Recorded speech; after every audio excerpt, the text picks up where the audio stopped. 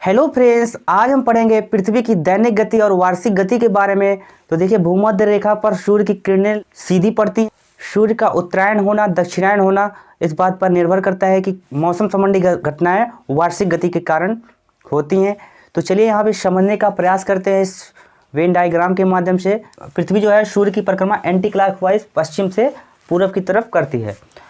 तो जैसा कि पृथ्वी अपने अक्ष पर 23.5 अंश झुकी हुई है, मान लीजिए 90 एंगल है, तो पृथ्वी अपने अक्ष पर 23.5 अंश झुकी हुई है। एक परिभ्रमण गति होती है, एक परिक्रमण गति होती है। परिभ्रमण गति को दैनिक गति और घूर्णन गति कहते हैं। मतलब दिन रात का बनना जो होता है वो परिभ्रमण गति के कारण होता है। परिभ्रमण गति क्या होती है कि पृथ्वी अपनी दूरी पर 23 घंटे 56 मिनट 4 सेकंड में अपनी दूरी पर रोटेशन करती है। तो देखिए, परिभ्रमण गति जो होता है, घूर्णन गति इसे दैनिक गति कहते हैं।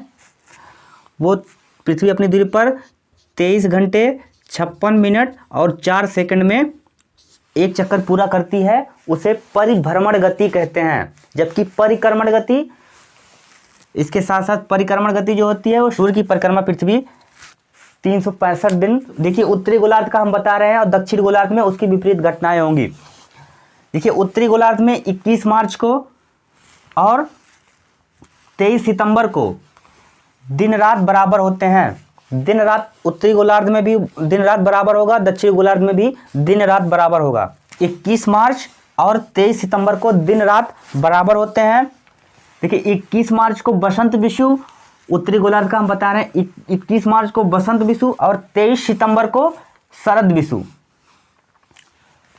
देखिए, 21 मार्च से जब 21 जून की तरफ आएंगे तो ये बसंत ऋतु है। ठीक है, बसंत विषु यहीं से शुरू होता है। 21 मार्च से लेकर 21 जून के बीच में ये बसंत ऋतु होती है।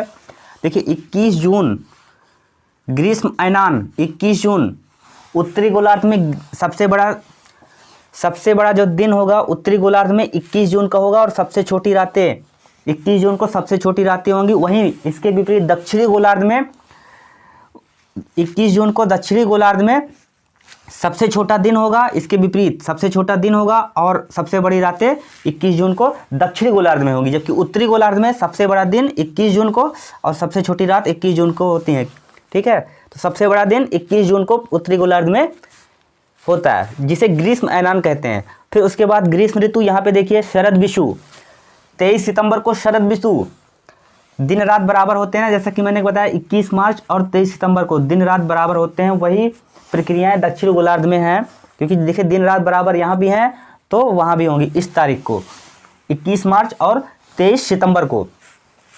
फिर उसके बाद यहाँ पे देखिए शरद ऋतु 22 दिसंबर को शीत अयनान।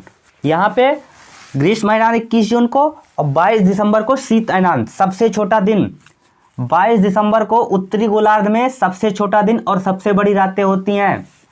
जबकि दक्षिणी गोलार्ध में इसके विपरीत सबसे बड़ा दिन होगा दक्षिणी गोलार्ध में 22 दिसंबर को और सबसे छोटी रातें होंगी 22 दिसंबर को दक्षिणी गोलार्ध में।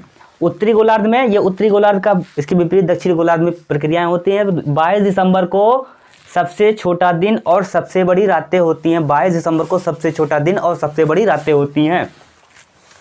फिर 22 दिसंबर से यहाँ पे देखिए अभी कौन सा मौसम चल रहा है। 22 दिसंबर से 21 मार्च के बीच में ये शीत ऋतु जो होती है वो 22 दिसंबर से 21 मार्च के बीच में होती है। ठीक है, तो ऋतुएं कितनी हो गई? ऋतुएं 4 ऋतुएं हो गई, बसंत ऋतु, ग्रीष्म ऋतु, शरद ऋतु और शीत ऋतु। 21 मार्च से लेकर 21 जून के बीच में बसंत ऋतु और 21 जून से लेकर के 23 सितंबर के बीच में ग्रीष्म ऋतु और 23 सितंबर से लेकर के 22 दिसंबर के बीच में शरद ऋतु। उसके बाद 22 दिसंबर से लेकर के 21 मार्च के बीच में शीत ऋतु। ये ऋतुएं कितनी हो गई? ऋतुएं 4 ऋतुएं होती हैं। 21 मार्च को और 22 सितंबर को दिन रात बराबर होते हैं।